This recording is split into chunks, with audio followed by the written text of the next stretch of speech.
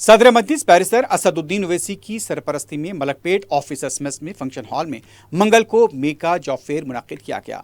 रुकन असम्बली अहमद पलाला ने इस जॉब फेयर की निगरानी की। 50 से ज़्यादा कॉरपोरेट कंपनियों ने इस जॉब फेयर में हिस्सा लिया।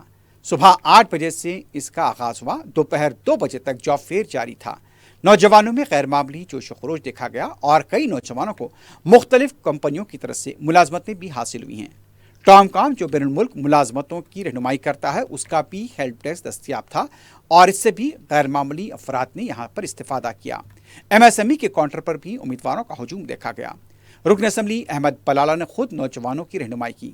खवातीन व लड़कियों के लिए अलहदा काउंटर्स कायम किए गए थे। जॉब फेयर में मुलाजमतें पाने वालों ने सदर मजलिस बैरिस्टर ओवैसी और रुकन असम्बली अहमद पलाला से इजहार तशक्कुर किया। बासलाहियत और काबिल उम्मीदवारों को मल्टी नेशनल और कॉरपोरेट कंपनियों में मुलाजमतें हासिल हुई हैं।